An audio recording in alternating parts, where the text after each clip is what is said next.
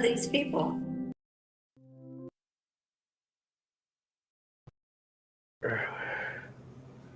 Well, welcome. My camera froze. Hold on.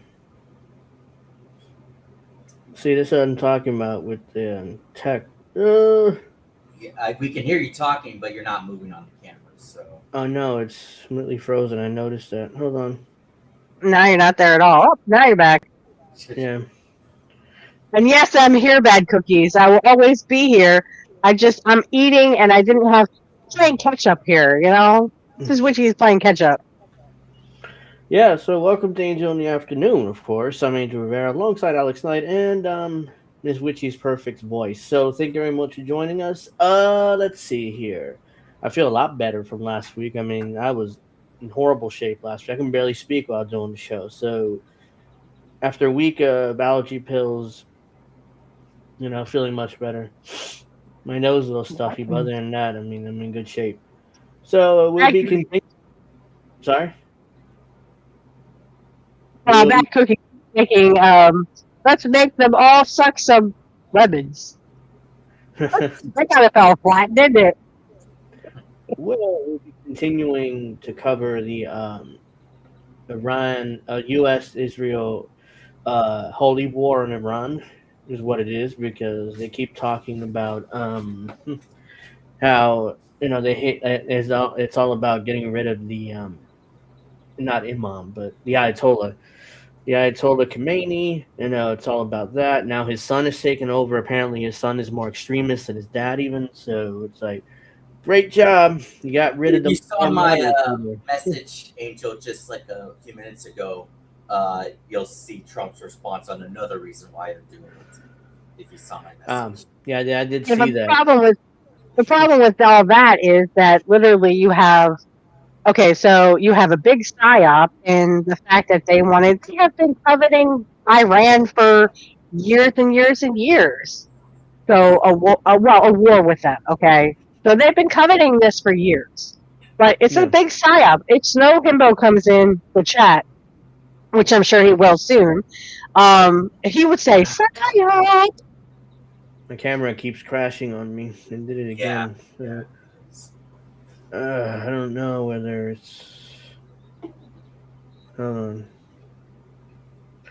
Let's see how long it lasts, because I'm gonna have to turn off this camera if it keeps doing that. 'Cause I don't have time to to keep doing that. So all right, we're gonna cover that. We're gonna cover what else? Trump planned to release 172 million barrels of oil from the reserves. So obviously to stabilize gas prices. We ain't gonna see a drop. Obviously, in an attempt to stabilize gas prices. I mean, they're going up since the invasion of Iran. And Trump supporters are not defending it. We are not going to see a drop of that oil. Jesus Christ. And the Iranians have shut down the Strait of Hormuz, which is devastating because that's a big strait, for all the oils come through that, and a lot of products go through that, through the shipping lanes. So, yeah, we're going to see big price increases, not just on oil. Also, apparently, Netanyahu has 6 fingers on each hand. Yeah, I did see that. For him, he's a fucking freak. I have some articles from our lovely Descent in Bloom. The first one is Google is handing data of ICE critics to DHS. Ooh, that's a good one. If we get through that one, I'll do the Americans keep saying this feels like Nazi Germany. Ooh. We got lots of sucking dicks going too. Mm-hmm. Are we the baddies? Let's start off with. Hold on. Let me see. Oops. Oh, I can't find it. Yeah, that clip or image of Netanyahu was AI. Yeah. Yeah. Which I don't know why you do that. I mean, why are you posting AI of yourself and not real footage? Like, what is going on? That makes no sense. If you're going to use AI, you might as well just show, put a picture of you of AI with a 10-inch dick or 12-inch dick. That would make more sense. So Polymarket is showing that predicting that the Democrats are going to win the House and the Senate in the midterms this year. Well, yeah, that's most likely to happen, but that's Yeah, not I mean, celebrate about it. that's 50% Democrat sweep. Republican sweep is only at 17%. So, yeah, I mean, the reason I why. hope that AOC somehow loses this time because she deserves it. Yeah, she's in a solidly blue district. So, if she somehow loses, then she's in horrible shape to run for president.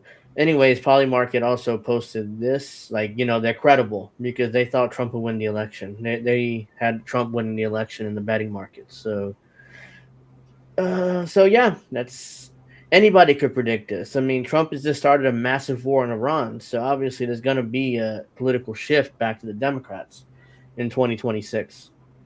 And then What's the matter, Maga? I thought he was the no war president.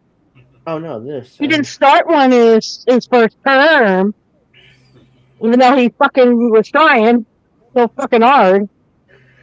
And of course, Tulsi Gabbard still remains missing ever since the bomb. She's MIA, huh? Missing in actions. Yeah. This is from HopSpot. Glad they posted this. How Palantir kills and surveils people around the world. So, there we go. Check this out. This is Maven Smart System. Palantir's software as a service product that we are deploying across the entire department. As you can see, it's not just one data feed, it's multiple. And instead of having 8 or 9 systems for those decision makers to look at every single day, in order for them to make decisions, you then fuse it into a single visualization tool. The single visualization tool allows you to select different types of data, look at different approaches to data, but more importantly, action from the same system that you're trying to develop your workflows around. Once you have a detection that you want to actually move into a targeting workflow, for example, this is what we do.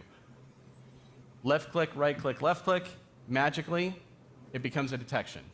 That detection then gets moved. Left click, right click, left, and then all of a sudden, 4 people are dead. Bye-bye. Nice knowing you, poor people. They're going to use this on us, guys, not this Middle East. Palantir is one of the worst corporations in the world. I mean, other content creators have gone deep into Palantir. I really haven't, because quite frankly, I don't have the time, especially now. Especially that guy, Alex Carp. I think that's his first name. When he's always like this. Yeah. Always. Wait, wasn't that guy from the? Sorry, what? was pushing that. I forgot what it was now, but it's like this guy.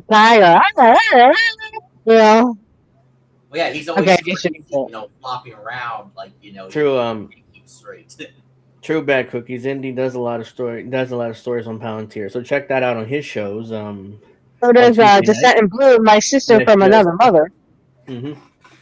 So I have a lot on my plate right now with the classes that I'm taking and all this stuff that's going on. We gotta get Descent, Snow, and I have been trying. But they only seem to have like million shows at the same time. Yeah. I can't remember his name right now. Well, Crab won't do it. I mean, Crab has already been kind of dismissive when coming on. Snow and Descent Bloom had done it before, so.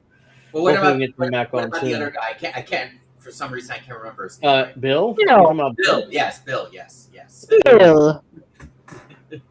All right, so let's finish this up, and then I'll get to my article. Also, Dave, if you're listening or watching. Oh yeah. Well, he's been busy. Oh, Dave's going to be on my show. I'm recording a birthday bash for her this Sunday at 1 p.m. And Angel's going to be a little late, but Dave and Kit are going to be on. Because Dave is like so excited, and he gave me a shout out on his latest podcast. So I was like, I heard that. Yes. My birthday's coming up on the 26th. Oh, happy birthday! Hey, well, happy birthday! You'll be what? 27? 35. There you go, 35. I want to walk you through it quickly. You have different types of targets that are identified on the left there. Every single column produces a different type of decision-making process. Yeah, Once no you one have gets that decision and you're trying to actually action that process, we now move into COA generation, course of action generation, where we are automatically, via a number of factors, trying to identify what the best asset to prosecute a target looks like. Once we've got Prosecute a target means either surveil them or murder them, basically, like prosecute. the different yeah. approaches and we select one, we then can move directly into how do we action that target. No, not so we've Dave gone Rubin. from identifying the target How do we action that target? In other words, kill them. You won't say to that now correctly. coming up with a course of action. Yeah, they to now will use it actioning on that poor target, people. all from one system. This is revolutionary. We were having this done in about 8 or 9 systems. You better learn how to hack real literally fast, moving Angel. protections left You and hack right this shit in order to out. get to our Look at that.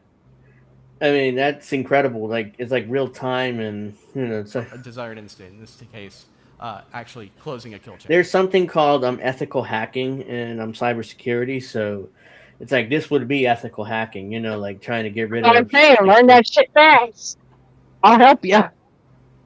So there you go. That's how Palantir surveils us and murders us with one AI, with one powerful AI, and that's why they're putting up these data centers around, not only around the country but around the world. So this is a cyberpunk dystopian world that we're in, and most people don't even realize it. Yeah, they will be using it on poor people. Mark my words. What they do over there, they will do over here. I hate to bring up Jimmy Dore again, but he was being truthful when he said, what they do over there, they will do over here. My camera crashed again. Oh, fuck. Look at that. What, Alex? I said, why you hate that you're quoting him? Oh, I don't hate it. But, he was very truthful in that statement where he says, what they do over there, they will do over here. But he's still telling a lot of truth stuff in his videos. So well, yeah, that's very true.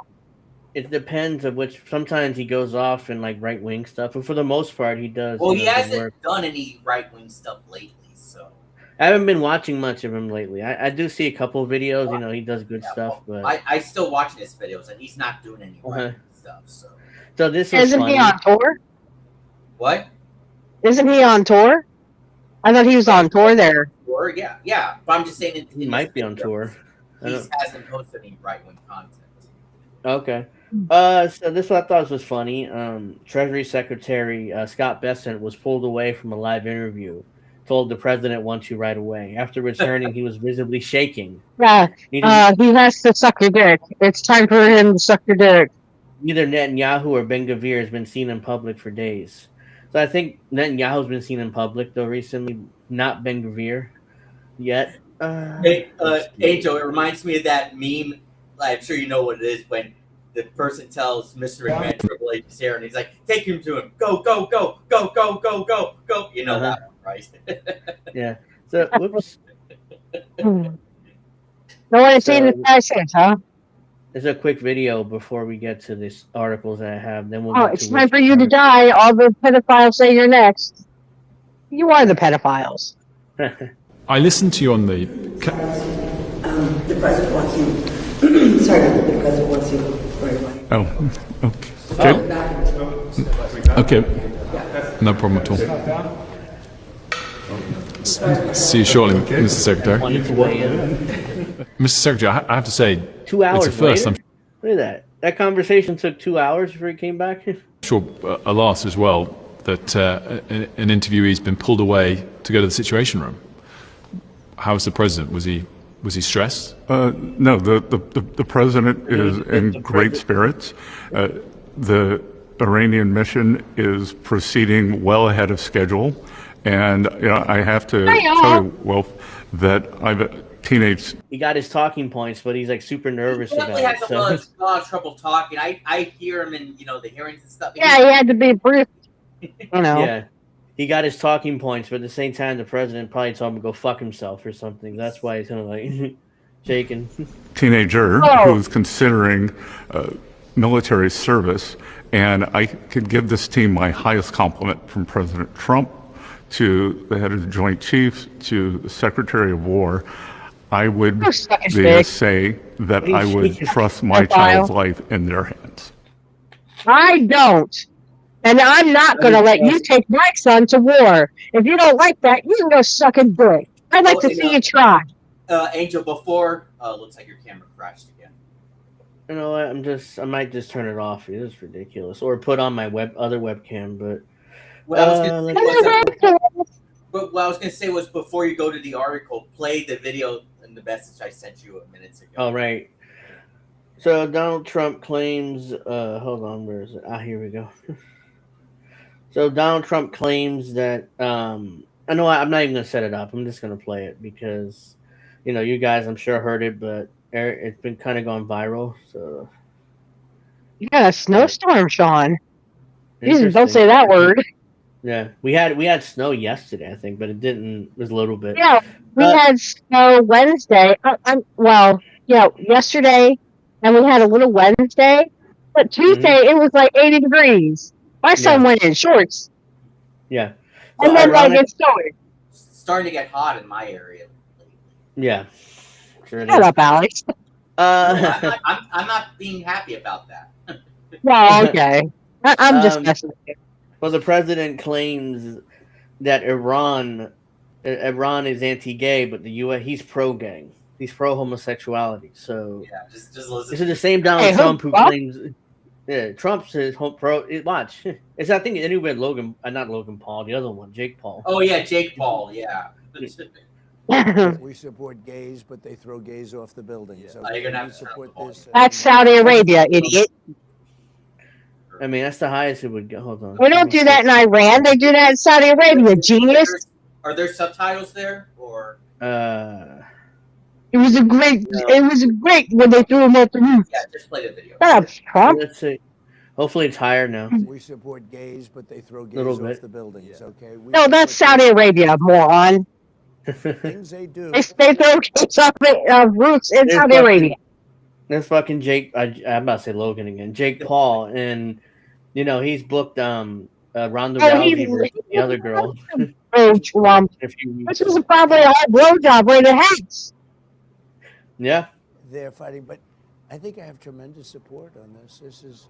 No, you don't. It's been incredible. I have the best poll numbers I've ever had now. I had the best poll numbers I ever had now. Because I know you haven't. No.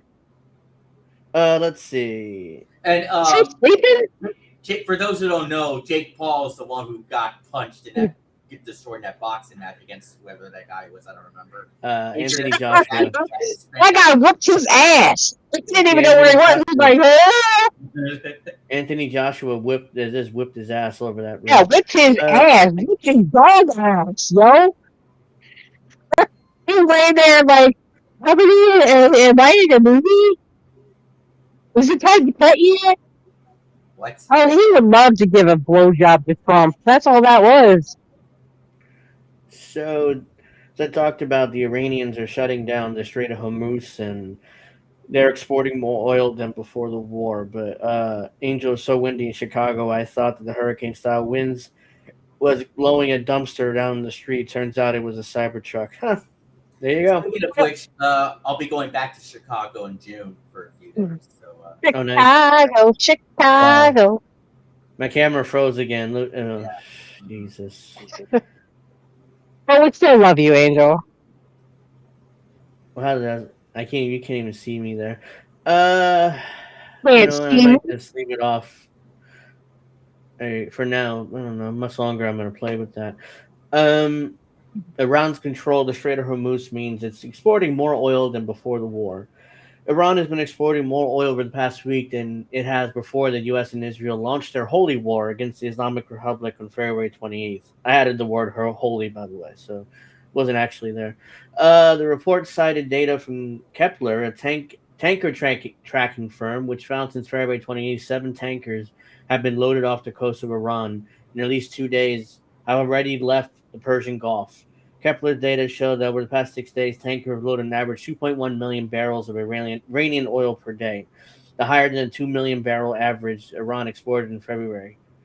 The report comes as President Trump is issuing repeated threats against Iran over the Strait of Hormuz, and his administration is scrambling to deal with the impact of his war is having on the global oil market. Brass prices are going up.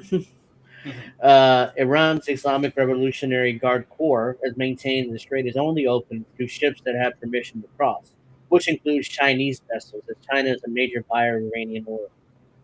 The Strait of Hormuz was effectively closed until further notice. Brigadier General Ibrahim Jabari, senior advisor to the commander of the Islamic Revolutionary Guard Corps, said earlier this week, after it occurs only with our permission. Allied ships such as those from Russia, China, and select partner nations may transit. Enemy associated with vessels are not allowed to pass, and not a single drop of oil or cubic meter of gas will be permitted to this corridor. So the Russians, the Chinese, and certain other allies are allowed to cross their ships. So that'll piss off the U.S., of course. On Wednesday, 3 vessels off the coast of Iran were reportedly struck by projectiles, as the IRGC has warned that any ships attempting to cross the strait without permission will be hit. Photos show the Thai bulk carrier, the Morin Nari, was among the vessels struck. So I guess that's this ship here. According to the Royal Thai Navy, Marinari was hit while transiting the Strait of Hormuz, leaving the Khalifa port in the United Arab Emirates. It is said at least 20 crew members from the ship have been rescued so far. President Trump has previously suggested that the U.S. Navy could escort tankers through the Strait of Hormuz, but Iran warned that he would hit the U.S. vessels, according to a report from Reuters. The U.S. Navy has told shipping industry that escorts are not available at the moment. So there you go. There's no way that they're actually going to do that. The U.S. is not going to risk their ships. Cowboy says Angel could play the CIA scientist that locked the Smiths in a buffet so they could be his family. What?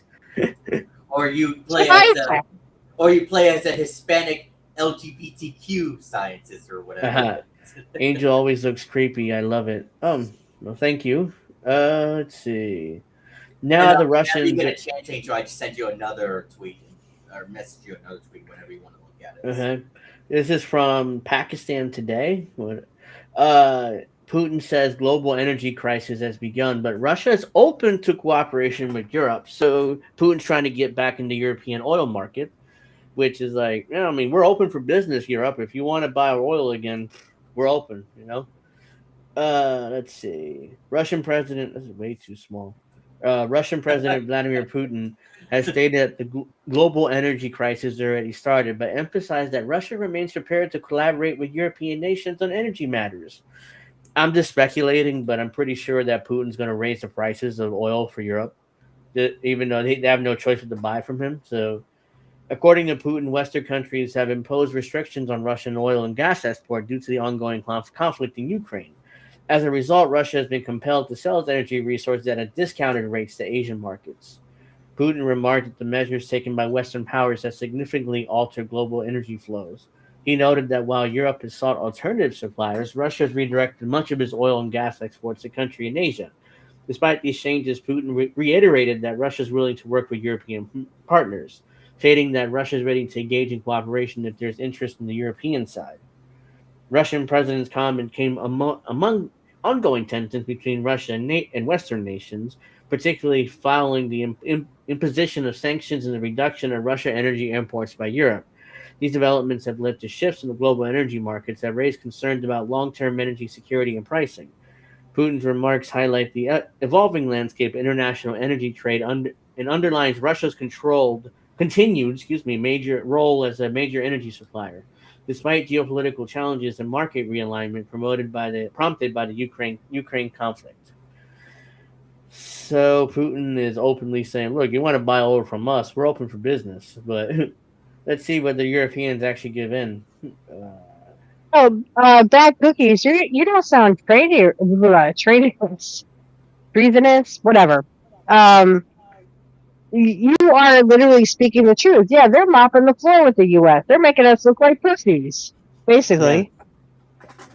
It's not the war is not going well for the U.S. No matter, because I thought by this point they would have taken the entire country, but they haven't. Mm-hmm. They've been bogged down.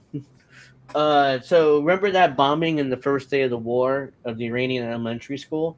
So apparently we now come to find out that the United States is responsible for that. So no surprise there. It was either the U.S. or Israel. So the U.S. is responsible for bombing an elementary school in Minab, southern Iran during the opening hours of the U.S.-Israeli war against Iran on February 28th. A strike that massacred 175 people, the vast majority being young schoolgirls and schoolboys, according to preliminary but apparently, U.S. according to Trump, Iran did that. Well, yeah, according to a preliminary U.S. military investigation. So the military investigated themselves, basically said, "Yeah, we're responsible for that." By the way, sorry. Surprising that the U.S. military would admit to that. People briefed on the investigation told the New York Times that it appeared that U.S. Central Command had created target coordinates for a strike using outdated information from the Defense Intelligence Agency. Oh, imagine that. They use old intelligence, and now they just accidentally bombed a school full of little kids. The school building was previously no part of... accident. The school building was previously part of a nearby Islamic Revolutionary Guard Corps base, but was separated and turned into a school sometime between 2013 and 2016. So they were using intelligence that's 10 years old? Like, wouldn't you get more recent intelligence, see what that is? That's just laziness. Was Meaning there the a U.S. third part of that? She's a part of the administration now, isn't she? I saw something. Yeah. She was promoted. She was hired to do something with the U.S. Air Force. The Air Force Academy. Which is crazy. Like, she has no... She wasn't in the Air Force or what? Because Do we need any more proof that she killed Charlie? Yeah, she all of a sudden now she's in the administration. Meaning the U.S. military may have used information that's over a decade old. The U.S. military has been using artificial intelligence to help with targeting, but the Times reports it said that it appeared the strike in the school was likely a result of human error. So it seems like either A, that's true, or B, they're covering for what the artificial intelligence did. So the Times said it reviewed satellite imagery showing that watchtowers that once stood near the building had been removed. Three public entrances were open to the school and ground was cleared. Play areas, including a sports field, were painted on the asphalt, and walls are painted blue and pink. If they would have bothered to look at the satellite imaging, they would have realized this is not a Iranian Revolutionary Guard base anymore. But of course they didn't. They just bombed it. Middle East Eye reported that the school was hit by two separate strikes, and that the second one hit children who were sheltering in the prayer hall after their parents were killed following the first attack. When the first bomb hit the school, one of the teachers and the principal moved a group of students to the prayer hall to protect them. An Iranian Red Crescent medic told the ME. The principal called the parents and told them to come pick up their children, but the second bomb hit that area as well. Only a small number of those taking shelter survived. So far, there are no confirmation or acknowledgement from the U.S. officials that the school was struck twice. The Times report said that, based on this analysis, the IRGC base was struck again within 2 hours after the initial strike. So it's a double tap, which is a war crime. It's been clear since the day of the bombing that the U.S. was likely responsible for the massacre at the school, and footage shows what appears to be a U.S.-made Tomahawk missile striking the IRGC base during the attack. But President Trump has tried to pass the blame onto Iran, and even falsely claimed that Iran has Tomahawk missiles. Though, when pressed on the claim, the president admitted he didn't know enough about it. The Iranians don't have Tomahawk missiles. That's just a blatant lie by Trump. And now Trump just said, I think he just said recently, look at all the Tomahawk missiles we have. I just saw the tweet. Yeah, so he's like talking out of both sides of his mouth, like, oh, it was the Iranians. They have Tomahawk missiles. I just gotta say, when Trump won, I thought his second term was going to be just the same as his first, That's what I thought too. Expected. But second verse, same as the first. But this is even worse than I thought. It's by far the worst administration in my lifetime. Like, holy shit. Yes, exactly, Bad Cookies. They knew exactly who they were bombing. Don't let them fool you into saying, oh, well, sorry, we didn't know this was bullshit. You know that synagogue that got shot up, or some guy ran his truck into it? Not shot up. Yeah. It was some guy ran his truck into a synagogue. Yeah. And I went, yeah, you care about all those effing kids in a freaking synagogue and a freaking church, but you don't give a fuck about a school in the Middle East. So don't tell me you're fucking pro-life. You.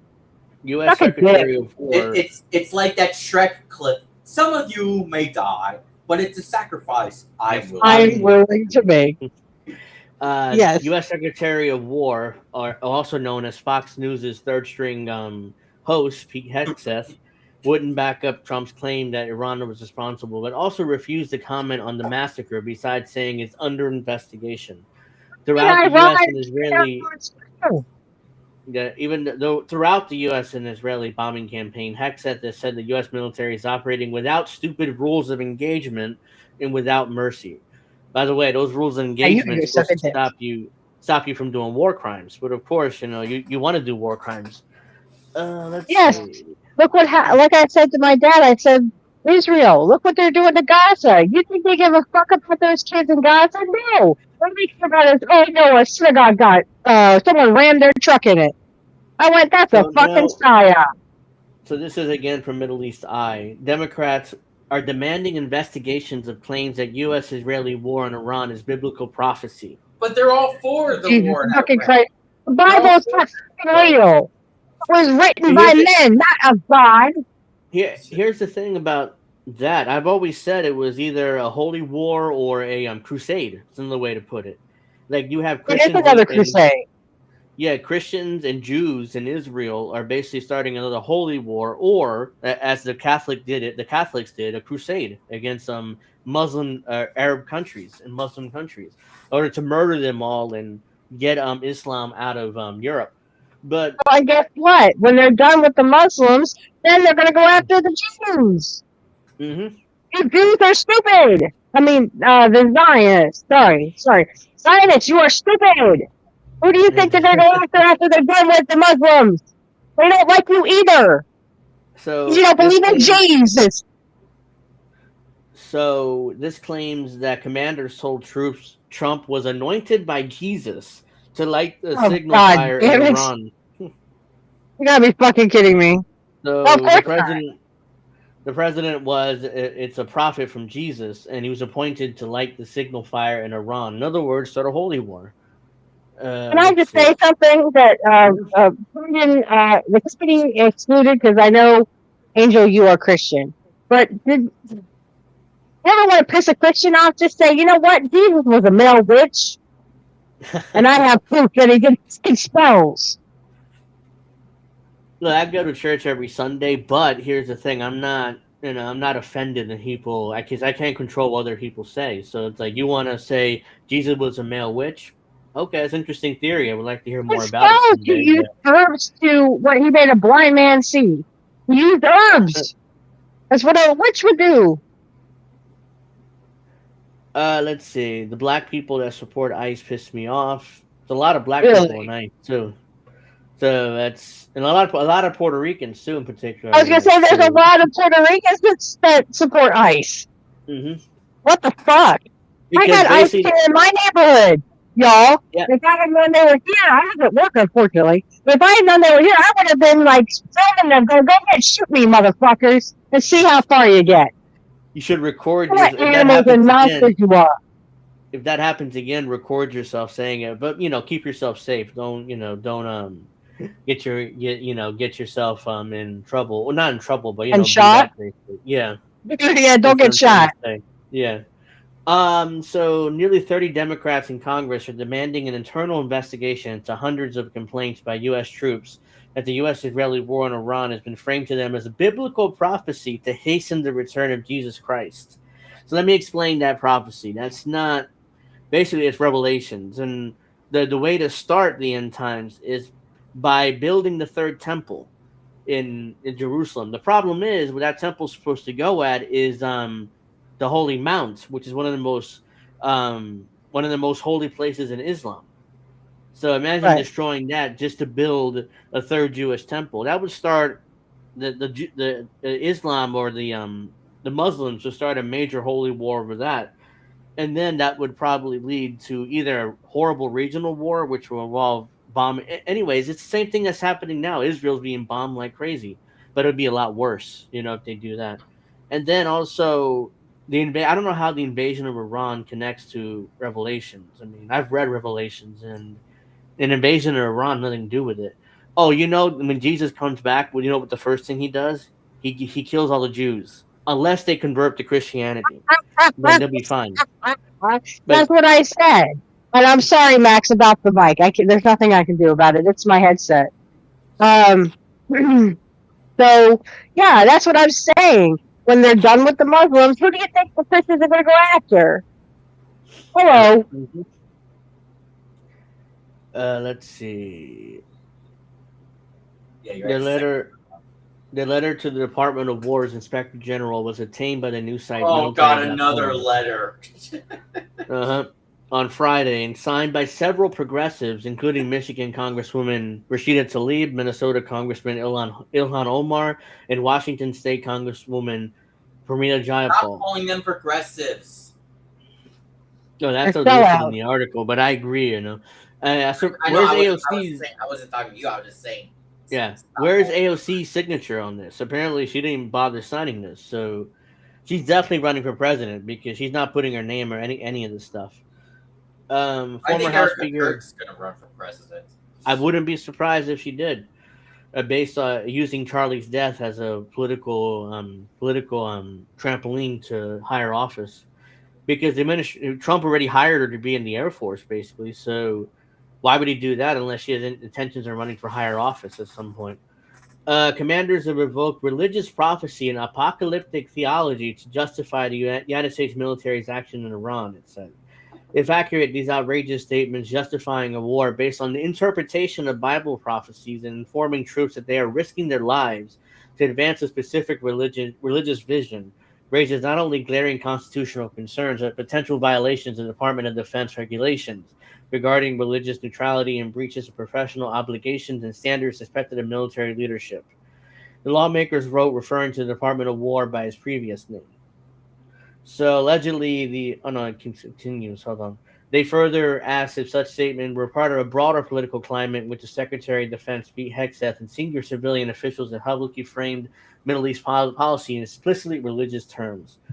Hegseth himself famously wear a tattoo of Crusader cross on his chest, as well as the word kafir in Arabic on his arm, a term used in Islam to refer to unbelievers of the oneness of God.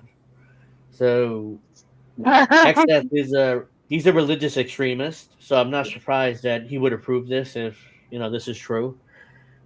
His donning of Christian nationalist symbols were a source of controversy well before a Senate hearing last year to confirm him to the top civilian role at the Pentagon. This was among other scandals involving sexual assault, alcoholism, and racism. Vice President J.D. Vance. Yep. So Vice President J.D. Vance had to step in and become the tie-breaking vote in the Senate, making it 51-50 in Hegseth's favor. So he barely got through because of J.D. Vance. Last week, Hegseth told CBS News program 60 Minutes that he thinks soldiers should pray before battle. They need a connection to their almighty God, he said. We're fighting religious fanatics who seek a nuclear capability in order for some religious Armageddon. But from my perspective, obviously, I'm a man of faith who encourages our troops to lean into their faith and rely on God. Rely on God for what? I hate to break it to you, but God don't stop bullets, bastards. This keeps going. The Military Religious Freedom Foundation, blah, blah, blah, told Middle East Eye last week they received more than 200 complaints from personnel serving in the Army, Navy, Air Force, and Marine Corps, and Space Force. Michael Weinstein, a veteran of the U.S. Air Force and the Reagan White House, told MEE that his organization was continuing to be inundated with complaints from serving U.S. military personnel who had been told that they should be excited to be a part of the war in Iran, as it would bring out Armageddon and the return of Jesus Christ. Oh, shut up. This is a one rogue commander pointing to the growing influence of Christian nationalists and fundamentalists in the U.S. military. Democrats are now demanding to know where such communications originated within the chain of command, whether they constitute violations of religious neutrality, what the scope and geographic distribution of complaints received within the Pentagon are, whether soldiers have feared retaliation within their units, and if training in the military always adheres to the rule of religious neutrality. So, if the Democrats regain the House... I said you're an idiot. I mean, literally, yeah. The thing is, okay, so you think you think the soldiers should use their faith? Well, then get off your fucking dead ass, your fucking fat ass, to the war yourself. You ain't taking my kid to no war, and he ain't dying for Israel. You don't even believe in Israel. You don't fucking believe in God and Jesus. So go fucking bitch. You guys in Congress, you guys want all these fucking wars, but you can fight them instead of sending our kids to die. Send your own kids to die. So, what if the Democrats retake the House, which is what we all expect? This is what they will be investigating. They'll be investigating Epstein. They'll be investigating whether the commanders talk about religious fervor and religious extremists while they're training U.S. military troops. They'll be investigating Trump over Ukraine and Russia. They'll impeach him again. So this is what we look forward to in 2027 and 2028. Also, the presidential race is starting. Yeah. And the presidential race will be starting. So look forward to that too from 2027 and 2028, the primaries. So not going to be a fun time. Let's see. So this is from, Al Ariba English. So this is oil tops $100 as Iran attacks offset IEA stockpile release. Oil surged above $100 and stocks sank on Thursday as Iran's fresh attempts to hit supplies in the Middle East and threats to bring down the global economy overshadowed a record release of strategic crude by the International Energy Agency. The IEA said Wednesday that its members have agreed to unlock 400 million barrels of oil from their reserves, the largest release ever. But the move was unable to overcome fears about choking the energy supplies from the Middle East, with the Strait of Hormuz through a fifth of global crude paths effectively shut down. As Iran steps up attempts to disrupt supplies across the region, 2 tankers in Iraqi waters were reportedly struck on Thursday. I did see that. Thursday, Bahrain reported that Iran had carried out an attack on fuel tanks in the country, while Saudi Arabia said it had intercepted drones headed to Shabaa oil field and drone strikes fuel tanks at Oman's Salalah port, where operations were subsequently suspended. And the UK Maritime Agency said in an alert Thursday that a container ship near the United Arab Emirates was hit by an unknown projectile, quote unquote.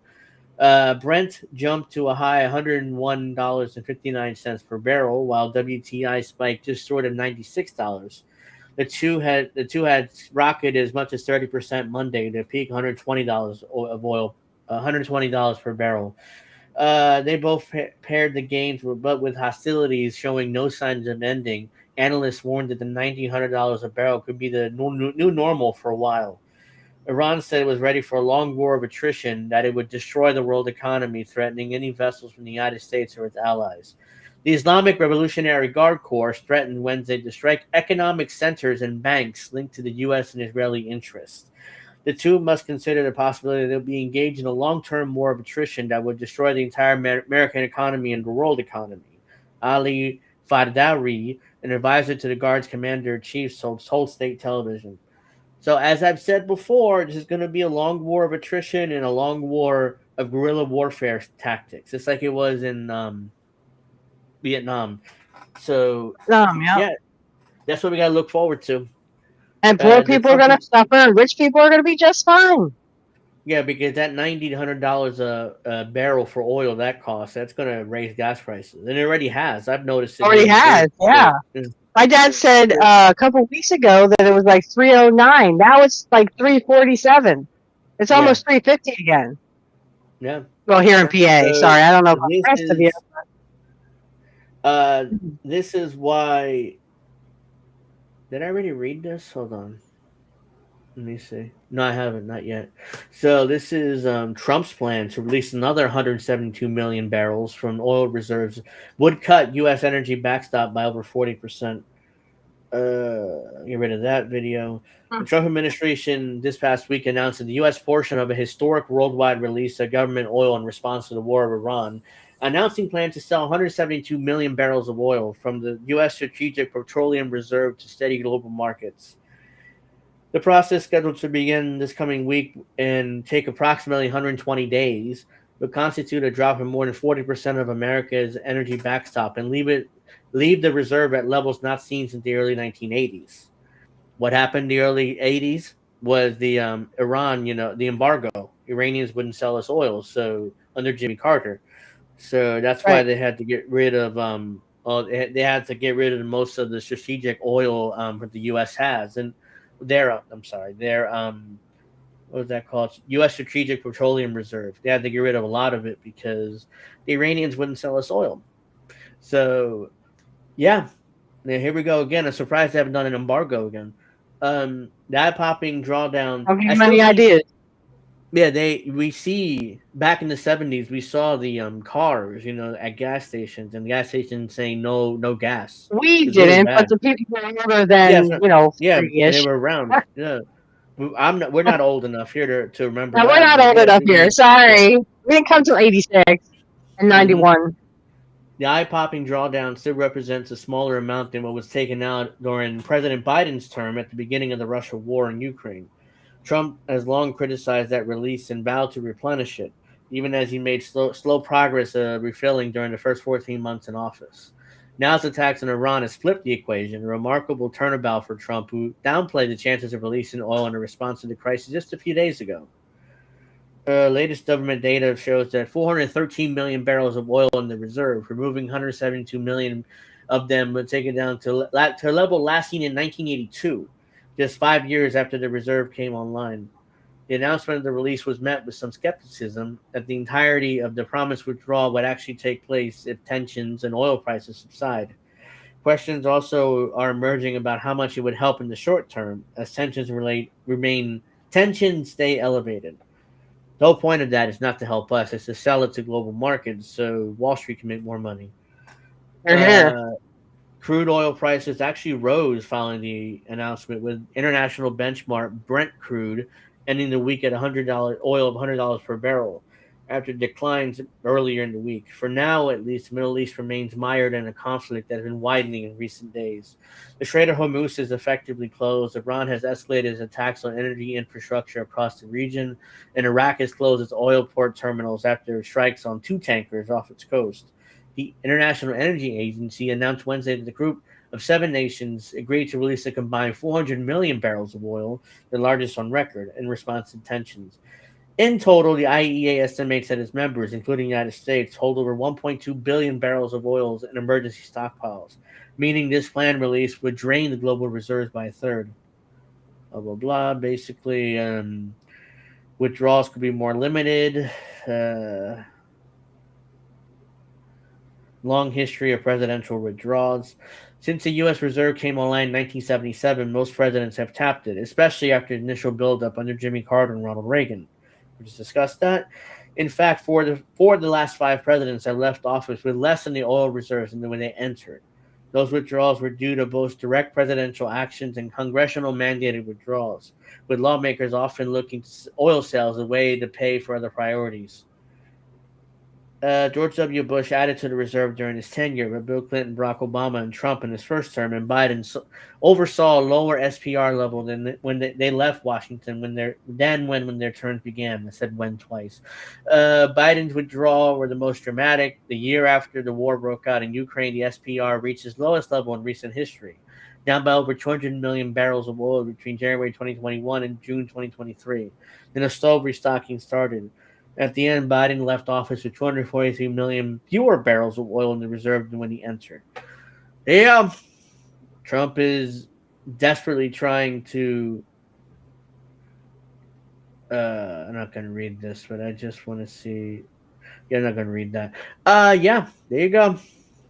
Gas prices will be going up, and there's nothing we can do about it, basically. Bad Cookie says, I thought Trump's drill baby drill bill was supposed to make us self-sufficient and independent from other countries. Well, we would be independent if the U.S. didn't sell all of our oil to other markets. Like if we kept like a half our oil supply or half of what we produce in oil, we could actually be self-sufficient and not actually buy from Iran or Russia or Venezuela. But we don't do that. We sell most of our oil, which is why we have to buy from other countries. Let's see here. We'll get to Witchy stories in a moment here. Corporate media goes all out in support for U.S.-Israeli war on Iran. This is from Alan McLeod at Mint Press News. Corporate media of all stripes have rushed to support the U.S.-Israeli attack on Iran, throwing objectivity and accuracy by the wayside in order to manufacture consent for regime change. Where have we seen this before? We all seen this movie with Iraq, with the invasion. Oh no, Iraq. Right. They had weapons of mass destruction. They had Saddam Hussein was an evil guy. He's an evil guy. Evil guy. We have to invade. And they're part of the axis of evil. Here we go again. The media is falling for this again, and then in about 10 years, they'll be apologizing for doing propaganda for us. Some media outlets have not apologized to this day, but who cares? On February 28th, the U.S. and Israel launched a joint attack on Iran, bombing cities across the country, assassinating his supreme leader, Ali Khamenei, and openly stating their goal was overthrowing the government. Despite this, the media has gone out of their way to present the actions of the U.S. protecting itself, describing them as defensive strikes and to frame Iran as the aggressor. Iran chooses chaos, ran the headline of the New York Times newsletter, portraying the Islamic Republic as the primary actor. By the way, New York Times is supposed to be the paper of record, but they're lying as usual. So the paper of record is lying, ladies and gentlemen. The Free Press used similarly Orwellian concepts. War is Iranians' best chance at peace, presenting the U.S. and Israeli crimes as an act of mercy on its long-suffering population. Meanwhile, under a new leadership of self-described Zionist fanatic Barry Weiss, CBS News has transformed itself into a mouthpiece for Israeli Defense Forces, interviewing IDF Brigadier General Efi Defrin and uncritically presenting Israel's war as aimed at preventing a wider global threat. Oh, and also Barry Weiss is about to take over CNN too, because Larry Ellison and his companies have bought CNN and Warner Brothers Discovery. So she's probably going to take over CNN too. TNT, not TNN. No, I mean they're taking over CNN and TNT and TBS. They're taking over Warner Brothers Discovery. I thought you were saying TNN. I thought that's what you said. Oh, that's an old network from years ago, and then it became Spike TV, and now it's Paramount Network. But meanwhile, blah, blah, blah. Across the West, corporate media has employed the same tactics of using passive voice and not naming the perpetrator when describing U.S.-Israeli aggression. A perfect encapsulation was this of the BBC headline, at least 153 dead after a reported strike on schools. That made it sound as the children died in a lightning strike or a labor dispute, rather than they were bombed by hostile foreign powers. Israeli casualties were given more sympathetic coverage than their Iranian counterparts, while the media regularly toned down the language used to describe Israeli action to make them sound more reasonable, and did the opposite with Iran. The Washington Post, for example, and wrote, emphasis added, Israel urges evacuation of South Beirut suburbs. Iran threatens revenge on U.S. over warships. Thus, Israel is treated as making a good faith attempt to reduce civilian casualties, while the Iranian response to their ship being attacked and sunk in international waters presenting as menacing. Another common tactic of legitimization media uses to describe the Iranian as a regime. Bloomberg, Washington Post, Wall Street Journal, Financial Times, CNN, and NBC News did this. The word regime immediately discredits the government and cues the reader to oppose it. The phrase Israeli regime is virtually never used, unless it's a quote from Iranian officials. So the correct regime basically implies like dictatorship or something like that, which is a negative connotation, which is why they all use it. Earlier this week, large number is Witchy gone? Because I guess she's like needed to do something. I didn't call it Steve. Oh, okay, there you are. It's like I'm haven't said anything in a while. I'm quietly listening to your beautiful voice. Okay. It's too small. I already read that. Here we go. Earlier this week, large numbers of Israeli troops reinvaded southern Lebanon again. Media attempted to find ways to present the operation as legitimate, including enthusiastically using the phrase "crossed over into Lebanon," which to describe the invasion, or even blaming Hezbollah for the violence. CNN, for instance, wrote that Hezbollah is dragging Lebanon into a war of Iran. Imagine when Barry Weiss takes over CNN, how bad. This is going to be so much worse than what it is right now. Hezbollah just restarted the fight that Israel is waiting to finish, thereby flipping the realities of who is attacking whom. There have been a number of fawning profiles of Israeli leaders. Benjamin Netanyahu's long career was built on conflict avoidance. That's not true. That's the exact opposite. Then October 7th transformed and radicalized him. It's a total lie. Benjamin Netanyahu was the one who testified in Congress about how we need to invade Iraq. And that was 25 years ago? And so he's been a warmonger's entire career. This isn't like October 7th, radicalized him. He's been radicalized for decades.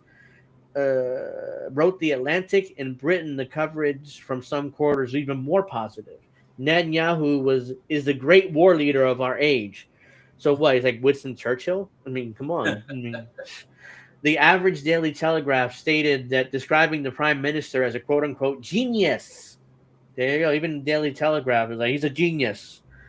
The Daily Telegraph's Monday front page headline read, quote, Britain backs war on Iran, unquote, with a picture of diaspora Iranians cheering on the bombing of their country. The reality, however, is far less jingoistic. A YouGov poll published the same day found that only 28% of UK citizens support U.S.-Israeli actions. That's really high. I mean, I expect them to be lower. And with 49% expressing their opposition to them. Nevertheless, the BBC anchor Nick Robinson suggested on air that the protests against the U.S.-Israeli attacks should be banned across the UK. By the way, the UK doesn't have a First Amendment, so they've been censoring like crazy, especially if you talk about Israel.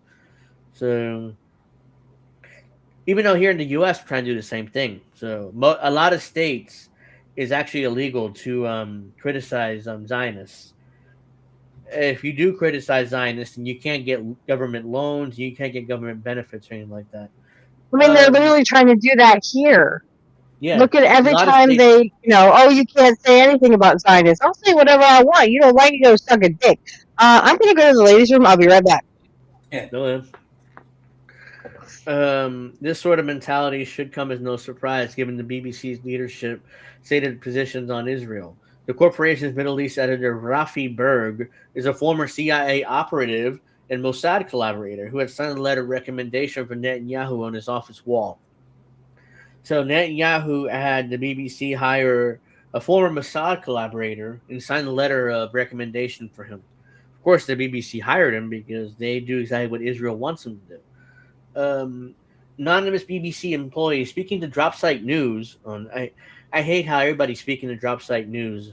Ryan Grimm wrote blatant lies, and they're still like he has this credibility that everybody goes to him. Claimed that Berg's entire job is to water down everything that's too critical of Israel. They went on to allege that he holds quote-unquote wild amount of power at the British state broadcaster, that there exists a culture of extreme fear at the BBC about publishing anything critical of Israel, and that Berg himself plays a key role in turning its coverage into systematic Israeli propaganda. The BBC has disputed his claims. Well, obviously, why would you hire a former Mossad agent or collaborator in order to, lead your Middle East coverage and Israel coverage? That's what's going to happen. If true, the sort of top-down pro-Israel bias in BBC closely mirrors that of American outlets. A leaked 2023 New York Times memo revealed that company's management explicitly instructed its reporters not to use words such as quote-unquote genocide, quote slaughter, and quote ethnic cleansing when discussing Israel's actions. Times staff must refrain from using words like quote-unquote refugee camps, quote-unquote occupied territory, or even quote Palestine in their reporting. So they can't use Palestine, they can't use occupied territories, they can't use refugee camps, they can't use anything. And I'm assuming this memo is still active in the New York Times, so because I don't read the New York Times, obviously, but making it almost impossible to convey some of those basic facts to their audience. CNN employees face similar pressures in the wake of October 7th attacks. The company CEO, Mark Thompson, sent out a memo to all staff instructing them to make sure that Hamas, and not Israel, is presented as responsible for the violence. that they always must use the moniker Hamas-controlled when discussing the Gaza Health Ministry and their civilian death figures, and barring them from any reporting of Hamas's viewpoints, which its senior director of news standards and practices told staff was not newsworthy and amounted to inflammatory rhetoric and propaganda. That's an irony because that's exactly what they're doing. They're doing it in the opposite to protect Israel. Imagine when Barry Weiss takes over CNN. This is going to be so much worse than what it is right now. Let's see. German media conglomerate Axel Springer, meanwhile, owner of outlets such as Politico and Business Insider, requires its employees to sign what amounts to a loyalty oath to support the transatlantic partnership alliance and Israel. The company fired a Lebanese employee who, throughout internal channels, questioned the requirement. Oh, I forgot the German company actually bought Politico and Business Insider. American newsrooms are also filled with former Israeli lobbyists. A Mint Press news investigation found hundreds of former employees of Israeli lobbying groups, such as AIPAC, Stand With Us, and Camera, working in top newsrooms across the country, writing and producing America's news, including on Israel-Palestine. These outlets include MSNBC, the New York Times, CNN, and Fox News. MSNBC is now MS Now, but, we get the point. There are even ex-Israeli spies writing our news. Another Mint Press report revealed that a network of former agents at IDF intelligence outfit Unit 8200 working within America's newsrooms, including at CNN again and Axios. Therefore, with American newsroom presided over and staffed by no small part by pro-Israel zealots, it's far from a surprise their coverage closely mirrors and outlooks the biases of Washington and Tel Aviv. And now CNN, CBS News, and TikTok, owned by CIA asset Larry Ellison, the IDF's largest private funder and a close personal friend of Benjamin Netanyahu, we should only expect the propaganda to be dialed up to 11. There you go. He's actually Larry Ellison and his son, now is going to own most of our press, including CBS News, CNN, TNT, TBS, all of Warner Brothers Discovery, basically. So I told you so. I told you so. It's all bullshit and it's all bad for you. He's in his 80s, and he looks like he had so much plastic surgery that his face is kind of like plastic. So that's Larry Ellison. Like Cher. Doesn't Cher look like that? Yeah. She's in her 80s, too, I think. And she has so much plastic surgery that her face looks like her head's about to cave in. Yeah. If you want to look at someone who did plastic surgery right, look at Rob Lowe. I have a V-tweet. I remember his V-tweet. They shared it on, I think they used to do it on, oh God, what's his name? Jimmy Kimmel. They used to have that meme tweet section or Chime, right? And it was, Rob Lowe, you look so ugly. Your face looks like skin cancer. I was like, yes! I'll let I'm gonna play one more video that Alex sent, and then I'll let Witchy read her article because I'm pretty much done. Here we go. So this is the only one Alex sent me. Mayor Mamdani says his wife Rama Duwali was not aware of anti-Israel posts like calling some Israel citizens parasites from an author she illustrated an essay for. Let's see. Mamdani calls that rhetoric reprehensible and said his wife booked the gig through a third party. So kind of throwing her under the bus here. Look at her face. Like she's not really happy what he's doing here, but I can tell a woman's face. Oh, that's a marriage in name only. Uh-huh. So let's see Mamdani throwing his wife under the bus here and embarrassing her to protect his political career. I smell divorce. Before she took that job, and do you think that type of rhetoric is acceptable about him? I think that rhetoric is patently unacceptable. I think it's reprehensible. And as is common for freelance illustrators, the first lady was commissioned to illustrate an excerpt of a book by a third party. She's never engaged with or met with the author, nor had she seen the tweets that you're referring to. And we stand in our administration, and I can tell you our administration is separate from the First Lady. He was the editor. Within it, against bigotry of all He gets forms. the final And we say. do so unflinchingly because every single viewer deserves a place that they can call home without having to be wary of being their full self when they do so. Well, there you go. And he gets By the way, clapped you for gotta that. you gotta put in that trans flag there too. Yeah, of course. His wife is not happy with him. As you see in her face, is like That's not his wife. Who is his wife then? Why would he? It's the one with. Just look up images of his wife. She looks different. She has different hair. She has a different face. You'll see. Oh, so his wife's not even there. But whoever this woman is not happy with him either. So, okay. Just So now I'm Mandani's wife. You'll see who it is. okay. So now, Like I said, I called the first. If you're ready, Richie, I could let you read one of those articles you want to read. Okay. Yeah, because that's all I have pretty much. So, I gotta improve it. Okay. You are the boss. Oh, hold on. I have to actually do this. There you go. Ooh, can everybody see that? We can see it. Okay. All right, so here we go. Google is handing data of ICE critics to DHS. This is our wonderful Descent in Bloom. This is my sister from another mother. So yeah, I totally agree with this because again, if you don't know by now, I don't know if you're living under a rock, but Google has been literally collecting data and giving it to the highest bidder so that they can literally track everything you fucking do, and they can give you, make your digital footprint and your digital ID, and then you have a CBDC, you'll have digital currency and stuff like that, and you will basically owe nothing, and you will be happy, and you will eat your bugs. So let's get more into this.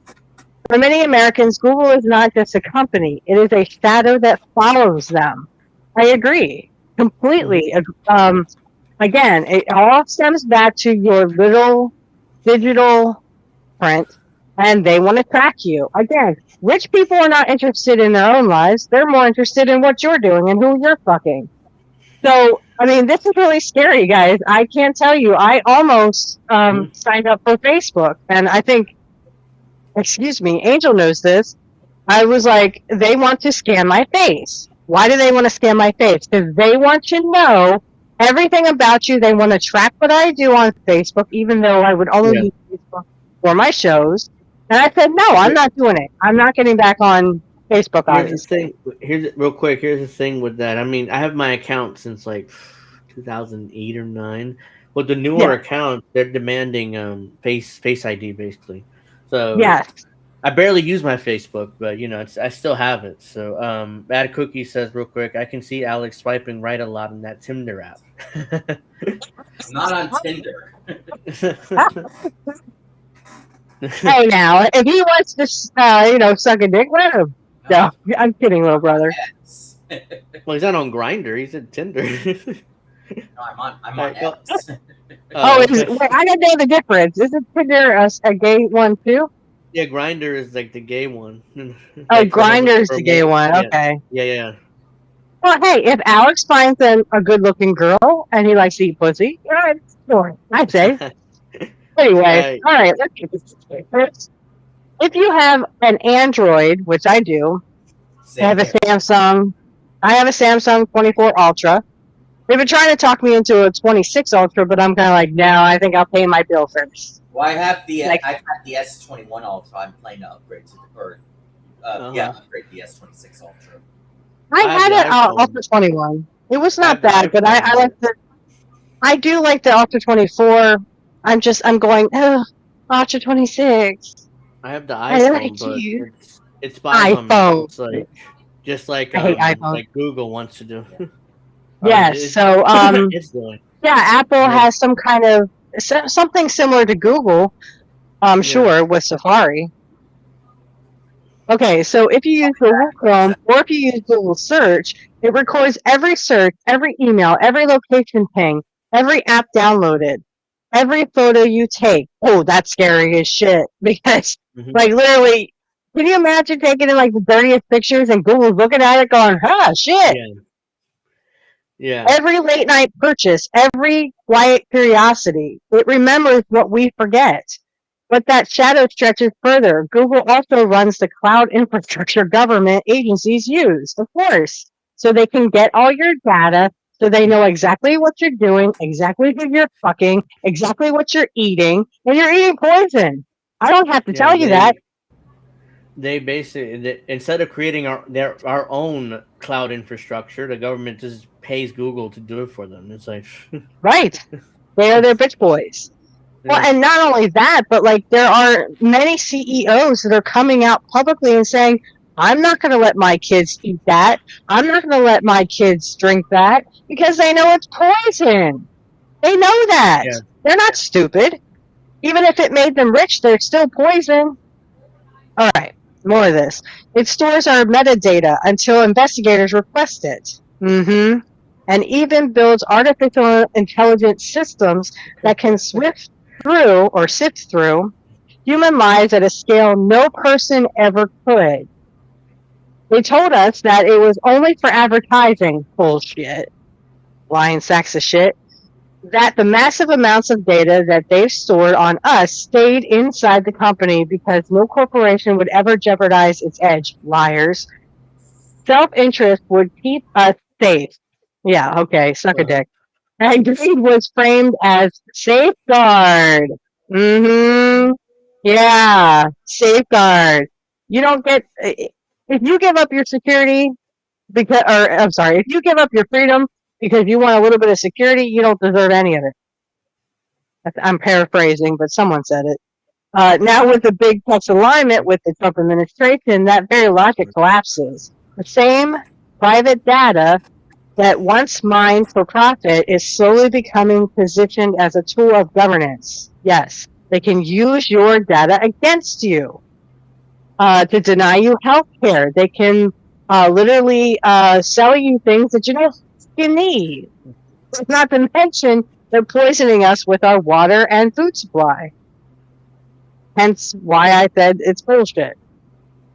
For Google, that shift is subtle, layered in administrative subpoenas from DHS, government contracts with CBP, and complex legal infrastructure structured just carefully enough to preserve plausibility and deniability. Again, they can, so if the government thinks, or not thinks, but if the government says you committed a crime, then literally they can subpoena the DHS, or the DHS can subpoena, or whatever local government or the government can literally subpoena that data and try to pin a crime on you. They did it to, I was watching, what was I watching the other day? Harvard Law, look him up on, it's Jeff something or other.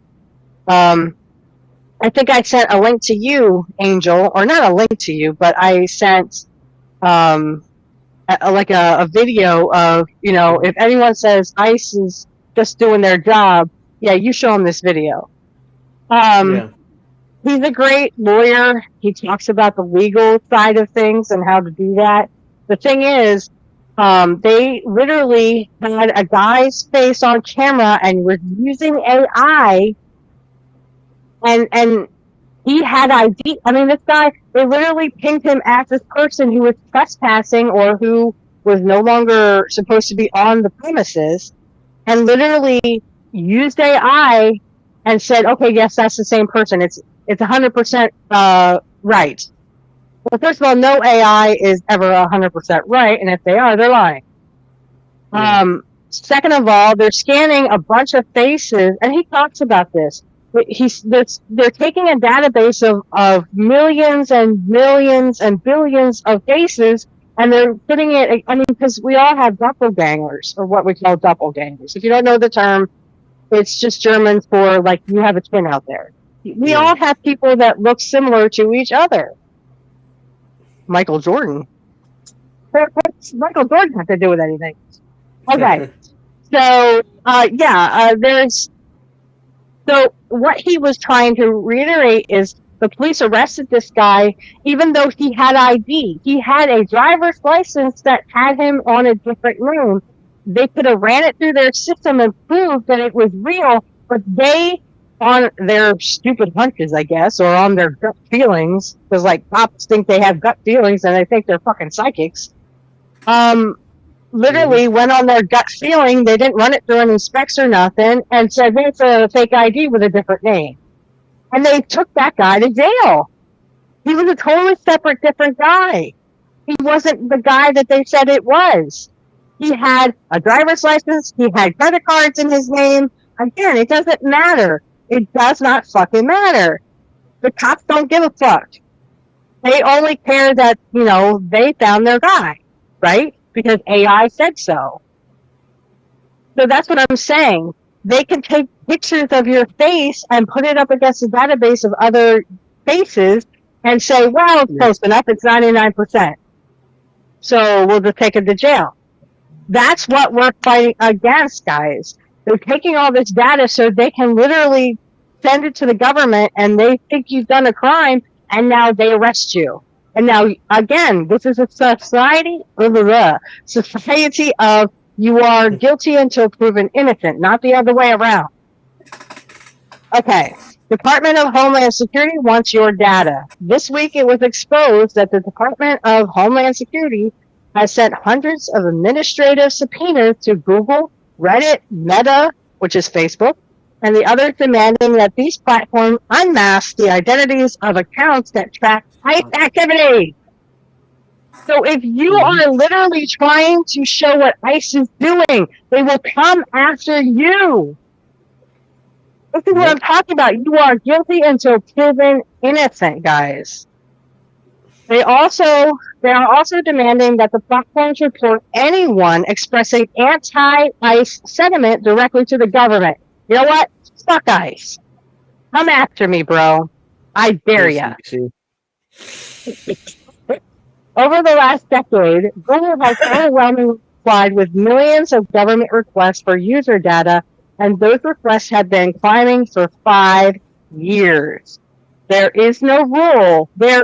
I will repeat that. There is no rule requiring platforms to tell you when it happens, and many people never find out. No.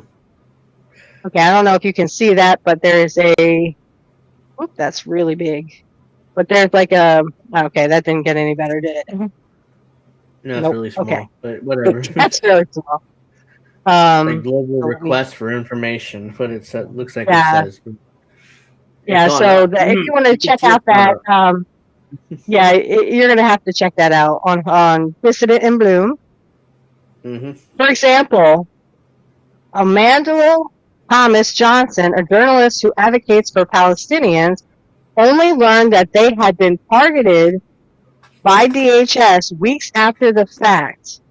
Google notified Thomas Johnson in April with a brief email informing him that his metadata had already been shared with the Department of Homeland Security. What right do they have? Well, apparently they have every right because no one gives a fuck, and there is no rule for this. They don't have to tell you. There is no rule that they can't share this. Go ahead, Angel, if you want to read that. Real quick, and it's Americans' legal right to record anything on public land by making it illegal to record the cops against people's rights. Another violation of our rights as they erode. Yeah, I mean, as long as it's in public, you can record anyone for anything. So that's correct. There's no expectation of privacy when you're in public. So that includes the police, but they want to make it illegal to record the cops. That includes ICE as well. Yeah. That includes it includes everybody. But they're trying to slowly derail that. And the problem is, like I said, if you go and do what Alex Peretti, sorry, I butchered that. Peretti, yeah. Really good. Yeah, Peretti. So if you did what and Peretti, and I was telling my dad this, I said, riddle me this, Batman. If Trump told you tomorrow that you had to give up your gun, would you? And my dad said, no, I wouldn't. I said, but I thought he said he doesn't want people showing up to protests. He doesn't want people carrying in public. He said that was bad. and that you shouldn't bring guns. Most Trump My dad didn't say supporters are anything. saying yes. Most Trump Yeah, supporters say yes now, all of a sudden. See? So yes, they don't believe guns in are the bad Second now all Amendment. of a sudden. Right. These are the people that said to the Democrats, well, you will get my guns out of my cold, dead fingers. And Yeah. now they're turning around and saying, yes, yes, Daddy Trump. Yes, I'll give you my gun. I love you. You know, that's what they're doing. That they want to suck that dick. So my dad is not one of them, thankfully. Yeah. The damage was done before the message ever arrived. ICE had requested and was given a list of username addresses and itemized lists including NIP masking tools, telephone numbers, subscriber identities, and dedicated accounts. Oh my god! Oh my god! So they can go after you. If you try to show what they are doing, that they are monsters, and they're also child predators, in a big trafficking ring, then literally they will go after you. They will dox you. They are doxing people for their own gain so they can tell you to stop. They can get you to stop. That's, first of all, it's against the law. Actually, it was against the law to do it to rich people, such as politicians. Mm-hmm. Isn't that funny? It's, you know, rules for thee, but not for me. That's what I'm talking about. All rich people are literally scum. As Okay. Keith Olbermann would say. Yes. Yes, requested. This was a request, not legally required. It was a request. Worse. Yeah, it's worse. You're just handing it over without, no problem. Because the government gives them money. Like for the Google Cloud service, to get billions of dollars to use it. So, of course, That's here's right. all the information you need. Because you give us money. So go ahead. That's why I can't. I have to laugh at all my customers who use Google Drive, Dropbox. They use OneDrive. They use iCloud. Again, all these people are being spied on by OneDrive, by Google Drive. Anything you put in a cloud service, and I tell this to customers who do Microsoft OneDrive. Be careful what you put on that cloud service, because I guarantee you someone's looking at it. I just saw a video the other day where they were talking about VPN customers were being spied on by the VPN people who created the VPN in the first place. To stop from spying. Again, just because it isn't some big person doesn't mean that it ain't happening. That's why I'm like, well, we're just going to get spied on anyway. You might as well just use Google. Okay. And don't talk to me about DuckDuckGo. They're just as bad. They are spying on their people, trust me, and they are also suppressing information, which is something I also told people, all my customers. Okay, the Electronic Frontier Foundation and the ACLU of Northern California recently wrote to every major tech platform, including Amazon, Apple, Discord, Google, Meta, Microsoft, Reddit, Snap, TikTok, and X, with a single demand: stop complying. But they won't, because they're too busy sucking dick. Yeah. So in those minutes, they talked about how DHS subpoenas are unlawful, and the government already knows this, and they don't care, because they don't care about your freedoms. They don't want you to have freedoms. Okay. Which is why when a small number of targeted users challenge those subpoenas in court with the help from the ACLU, they're actually doing good work, affiliates in California. Because ACLU, they were sucking dick there for a while. They were saying, well, you can't have free speech. Okay. Yeah, that was during the Biden administration. How much is that stuff now? Oh, I've lost count by now. Yeah, DuckDuckGo is owned by Google. That's why they were allowed to use use DuckDuckGo on the Google service. Bing is the same thing. Okay. So,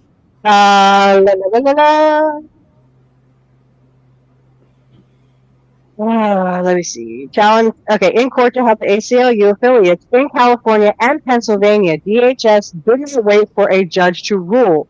It withdrew the subpoenas before any decision could have been made. Yeah, because they knew they were going to get. know. Yeah. Yeah, they knew. So They they fucking just knew. withdrew them. Okay, so unlikely a search warrant and administrative subpoena is not approved by a judge. If a technology company refuses to comply, an agency's only recourse is to drop it or go to court and try to convince a judge that the request is lawful, and it's not. So if anyone ever gives you a subpoena, it needs to be signed by a judge. So This is the yeah. trick ICE uses. They use administrative warrants, so that's how they trick people. Oh, you have a Right. warrant, so it's like okay, they don't And- know the difference between administrative warrant and a warrant signed by a judge. So Right, and that's the thing. They could come to my door tomorrow, start knocking on it, and be like, "We have a warrant." Okay, we'll slip the warrant under the door. I want to see it. Oh well, I can't let you see it. Well, then you can't come in my house. And if you break down my door, I will use my Second Amendment right, the PA stand your ground law, which PA does have one. So again, you need to see the warrant. Do not open that door for anybody. I don't care if it's a fucking cop. Don't answer the door. Do not open the door. Nothing. They have to they have to show the warrant to you. You do not have to open that door. Okay. So, but this is what the federal government is using to compel private companies to unmask its critics by name. It's happening alongside DHS's existing contract with Signal Labs, which is already scanning your social media around the clock using AI. Of course it is. Because, again, I saw something that made me want to puke on X. It was Elon Musk holding a baby. I thought, oh my God, get the baby away from him. He's going to rape it. This data is all fed into Palantir. of course it is. They're involved in this as well. A program used by ICE to identify protesters with face scans during the Minnesota ICE protests, even going as far as following some home. Oh my God, following them home. They're trying us home. Oh, I can't tell you how disturbing that is. Someone follows me home, honey, you're going to get shot.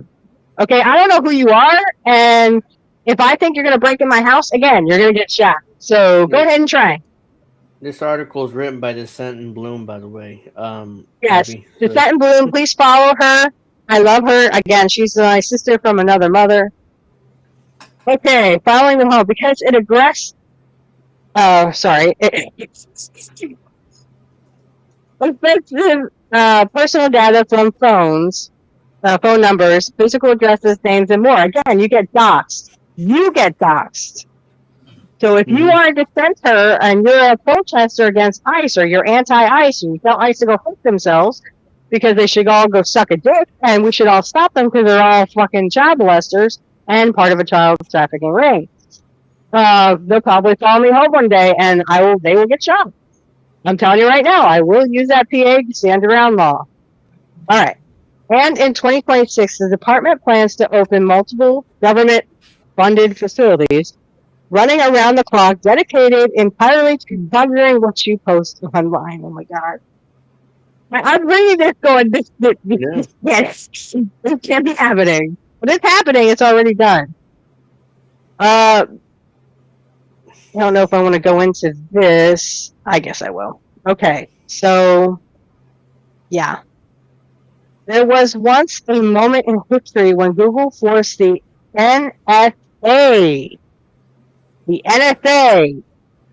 who tracks everything you do, the NSA into the light by publicly requesting permission to disclose their surveillance requests, knowing that even acting would expose the pressure behind the scenes as the NSA collected data for PRISM. Another shadow entity. For years, the government wouldn't admit the NSA existed. For years, so it finally kind of admitted it existed recently. But well, after Edward Snowden too. Yeah. And then Edward Snowden came out and said, "We have a password and we can do whatever we want." Yep. It's hard to believe this is the same company. For years, Donald Trump publicly attacked Google almost as often as he attacks immigrants because he's a piece of shit. I say we send Donald Trump back to Scotland where they can just, be child predators altogether. He has accused the company of rigging search results. Oh, go fuck yourself. Suppressing conservatives. Go fuck yourself. And amplifying Obama over him. Yeah, well. Okay, you became president twice, motherfucker. Shut up. At one point, he openly said that Google was working hand in hand with China. Oh, Jesus Christ. Here we go with that. China. Go ahead. No, go ahead, Angel. What were you going to say? Commies in China, I mean, of course, they're fear-mongering about China. I love that soundboard. I didn't hear it. What was the soundboard? Oh, I just said China. it's really low, but he says China. Oh. Yeah, China. All right, you can read that his tweet here. Whoops. Sorry about that. You can read his tweet there. I don't have to read the funk. In July 21, in July 2021, Trump filed a class action lawsuit against YouTube, of all freaking things. Google owns this. Yeah, we know. We all know that we all know that we all play, the game of life on YouTube. And we have to play by their freaking rules. And its CEO, Sundar Pichai, I don't know. Something. Pichai? Okay. Claiming his post-January 6th suspension from YouTube, oh, Jesus Christ, amounted to unconstitutional censorship, and they don't give a fuck, and a direct assault on his First Amendment rights, of course. They don't give a fuck about your rights. They only care about theirs. Yeah. In 2022, despite banning Trump's YouTube account, Google approved Truth Social for Google Play Store. Truth Social. Yeah. And Google settled. I'm sorry, what, Angel? There's something cool about that site. Yeah, who uses Truth Social? I haven't even looked at that website ever. I mean, only one I know is Trump. That's it. Yeah, that's it. It's like me and Instagram. I've never touched that shit, and I'm not going to. Oh, well, it's Jesus Christ because I don't believe in him. He's the male witch to me. Anyway, Google settled that YouTube lawsuit, giving Trump $24.5 million in September 2025. That same month, the company was forced to implement remedies in the antitrust case. It had lost to the Department of Justice in July of that year. Google CEO later thanked Trump for the antitrust resolution. He didn't do it for anything other than his own fucking ego. During the billionaire's dinner at the Oval Office. Yeah, he probably got on his knees and blew him. All right, anyway. But the alignment did not begin there. If anything, to formalize what was already in motion. I'm not going to say this guy's name again, but in 2024, Sundar, or Sadar, whatever the hell his name is, Google CEO and board member of its parent company, Alphabet Inc., had already met with Trump at Mar-a-Lago. All sexual predators, I'm sure. All child traffickers. Yes, yes. In January 2025, Google donated $1 million to Trump's inaugural fund. I see a pattern here. It was not alone. Uber, Amazon, Robinhood, Chevron, and Pilgrim's Pride all made similar contributions for the same amount or more. So again, one hand washes the other. With go flow.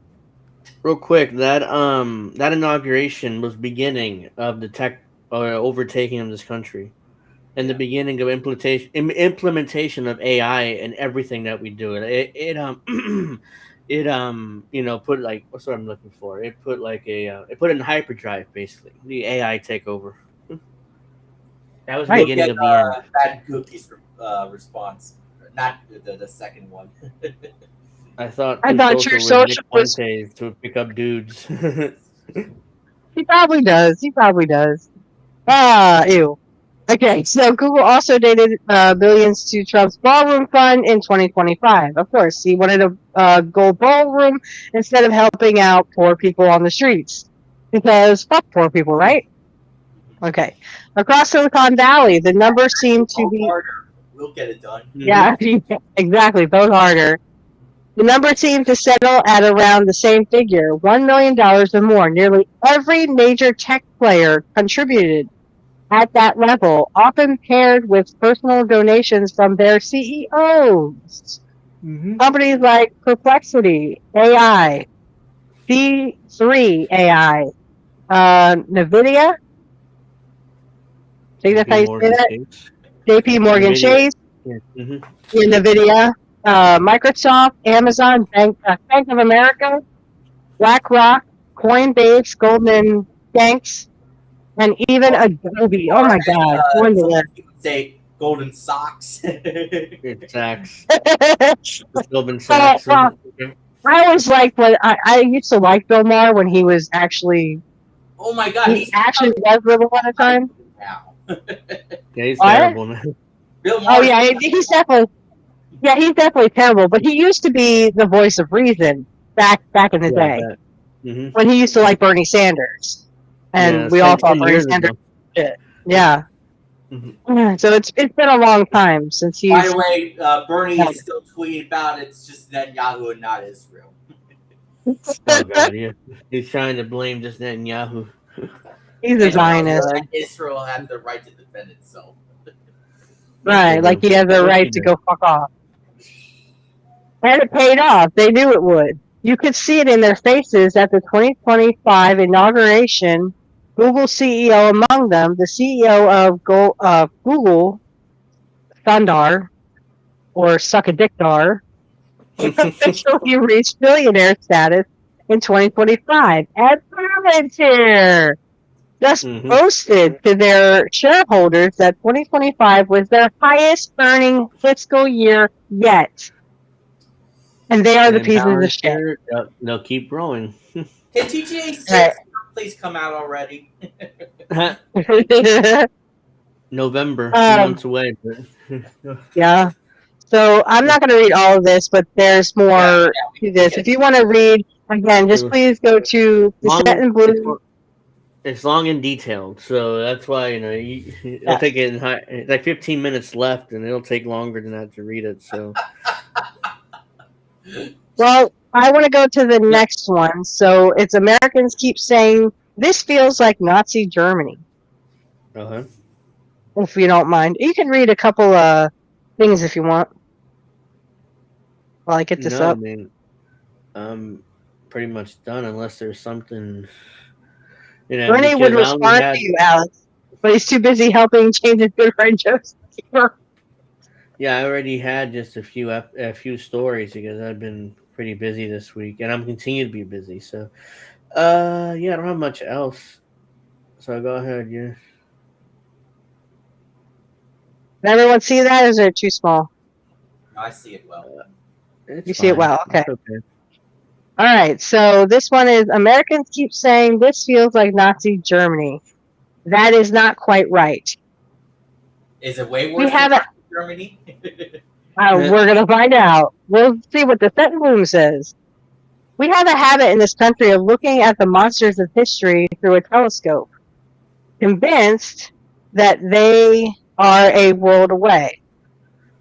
When we see the heavy state, the raids, the cages, the Department of Homeland Security shadow falling over the vulnerable, we cry that it looks like the Gestapo. In our defense, though, it kind of is because ICE is literally killing people. That's what the Gestapo did. If you didn't do what the Nazis wanted, they would either throw you into a camp. If anyone gets to see the movie Swing Kids, which I think is a great representation, and because I took German in high school, I took 4 years of it. We actually got to sit in class and watch the Swing Kids. It has Christian Bale in it, he becomes a Nazi. I forgot the other two who were in it. Isn't that the one that also featured the actor from House? I don't remember his name. Hugh Laurie? No, the other one. Who played his House's friend. Yeah, I know who you're talking about. I forget. Yeah, I don't know his name. Yeah, I think so. Well, Yeah, it's I three saw that friends. Yeah. Okay, yeah, it's about 3 friends. The one kid becomes what they call a swing kid. He wouldn't become a Nazi. Christian Bale becomes a Nazi, and there's a crippled friend who actually he deletes himself. Yeah, that movie it's very, came very out, sad. that movie came out like in the 90s, right? Right. Because by 2000, and I was in German 2 or German 3, I think. So I was either a sophomore or a junior in high school when we watched it, and it was very, very sad at the end, especially when the crippled gentleman deletes himself. I saw the movie in high school. Excuse me. It told the true story of what was happening around 1930s and 40s in Germany. Kristallnacht, which is the night where the Nazis literally stormed the place and broke all the Jews' windows and stuff. That actually happened. That was real. So there are things that are like the Gestapo and like the Nazis did to the Jews that are happening here in the United States. So, but let's read on. Okay. So they say that we're becoming Nazi Germany. But there is a far more terrifying truth. Hitler didn't build his hell from scratch. He didn't have to. He looked across the Atlantic and he saw us. A lot of the Nuremberg trials, I think in the 1950s, or the later 40s and early 50s, a lot of the Nazis who were captured and then were on trial during those Nuremberg trials literally said, well, we watched you and how you treated the Native Americans. The U.S. We watched the U.S. and we saw how you treated the Native Americans. So the United States has no room to cry, oh, well, how could this happen? It happened because literally this is what was supposed to happen. This is what the rich people want. They want you to bow down to them. They want you to worship them. They want you to have no rights. They want you to own nothing, be happy, and eat the bugs. You sheeple. Okay. See, the road to the Holocaust did not begin in Berlin. That's true, it didn't. It passed through lecture halls, grant committees, and the Ivy League institutions of America. Yeah, Hitler came to power by an election. He was Chancellor of Germany. So people voted for him because he was saying all the right things, just like Trump did when he got elected twice. Just like every politician does. Okay, long before 2026, America had already proven that they believed some lives are worth less than others through eugenics programs. You think just because that stopped supposedly stopped at the end of World War II? No, it just went underground, baby. It just went underground. This is what every rich person believes. They believe that the poor people are inferior and the rich are literally superior. They think otherwise, because if you were superior, you would already be rich, right? Poor people are inferior. Us rich people, we are superior to you, or otherwise you would have money. You would be rich. Laws targeting Native Americans. Like I said, during the Nuremberg trials, this is what they literally looked at America and said, well, us Nazis took the quote from you. We learned from you. And Jim Crow laws. In the early 1900s, Yale stood at the center of American eugenics. Remember that there were people here like Henry Ford. I think, I'm forgetting his name now. Not Hearst. Not Randolph Hearst. Some rich guys. They have some rich guys. But anyway, there was a gentleman who's rich, and I can't think of his damn name now. who actually paid the okay. Anyway, Henry Ford. You talking about Henry Ford? No, not Henry Ford. The one who paid the mainstream media to say good things about him. Yeah, just kidding. Just kidding. Well, he was a rich asshole. Trump? He hated Japan. Trump paid the media to say good stuff. No, this was back before, like, when we still had, like, newspapers and stuff. Oh. Oh, God, I can't, not Hearst, but, Oh, yeah, are you talking about Rothschild. Oh, William William Randolph Rothschild? Hearst. William Randolph Hearst owned all the newspapers in the U.S. pretty much. Okay, then it was him. So Hearst literally paid off the newspapers to make himself look good, but he was actually a monster. He hated poor people. Like, he treated poor people like as if they were cattle. And he was a real dickhead, a real bastard. Okay, so Yale stood at the center of American eugenics, helping seed the ideology that led to the executions of millions of people. Yes, there were people like Henry Ford, Randolph Hearst, Rothschild, who were literally funding Hitler and funding the Nazis. Again, the rich people agreed with them. So The Holocaust, they attacked Karg Island off the coast of Iran, and that was a red line for the Iranians. So now this war is going to get much worse now than what it is now. Yeah, that's what it's supposed to do. That's what they wanted. This is what they've coveted for years. It's the Holy War. It's their Holy War. Bad Cookies wants to know if he was Vince McMahon before Vince McMahon. Vince McMahon's father was the one who was rich, and then he became rich. Yeah. But yes, well, you know, and Vince likes to say, when I grew up as a poor kid, it's like, you know, I grew up as a poor black child, you know, from the jerk, I guess. But Vince has always said he was a self-made millionaire. Now he's a self-made billionaire. But again, just because he grew up poor doesn't mean anything. Vince is a monster. He thinks because he is rich, he can get away with fucking anything. Triple H is All still right. full today, though. Well, I saw something I didn't want to see because, again, I don't like Triple H, but I don't want to see this happen to anybody. I saw a match between him and Curtis Axel, who was Joe Hennig, and Triple H collapses. I wonder if that's when he had his heart attack. So I was like, ooh, boy, that's not good. And the worst thing is they kept the camera on him. Usually when someone collapses or has an injury, they take the camera completely off of them. So that was just weird.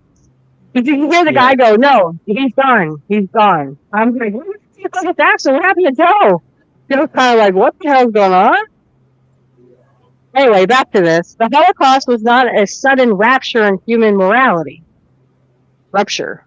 It was the logical endpoint of ideas that had already been rehearsed, funded, and validated in America. Again, look what happened to not only the Native Americans, but during the war itself. What did we do with the Japanese Americans? And they really didn't do anything to us. They just were from Japan. We put them in internment camps and gave them no rights. We did almost the exact same thing that the Nazis did to the Jews in Germany. The only thing is, I think, were we executing Japanese Americans? Oh, no. Angel, bring up that response. Which one? Bad Cookies. I was going to say the Christopher Columbus thing? No. Oh. There you go. Yeah, I tell Trump to go fuck himself. Royally. Some of you may die, but as a sacrifice, I'm willing. I'm willing to. I gotta get that on my soundboard because it I applies to love Trump Drag. perfectly now. Yeah, it does. It really does. And yes, if you ever want to hear me cuss and throw have a cussing storm, yes, that's it. Abby, Christopher Columbus is documented as a convert that left because he was dispelled to find another land, and they took black Indians as POWs. He also was a child trafficker and a sexual predator. He was a pedophile. Mm-hmm. Yeah. Okay. So anyway, remember that again, there were people here who were already funding Hitler in Germany. But not only that, you had people who were from a different country who had come here to America, were living their lives much like the immigrants. In fact, they were immigrants. They were just from Japan. And what did we do with those people? We stuck them in internment camps. I don't know the kind of horrors that they face, but it's the exact same thing that they did in Germany to the Jews in those not internment camps, but what the hell were they called? Killing camps, basically. Concentration camps. Yeah, concentration camps, exactly. It's probably no different. Probably were killing Japanese In the Americans. fictional world, the only good thing Hitler did was when he signed an autograph for Indiana Jones or whatever that scene was. Oh, and the Last Crusade, yeah.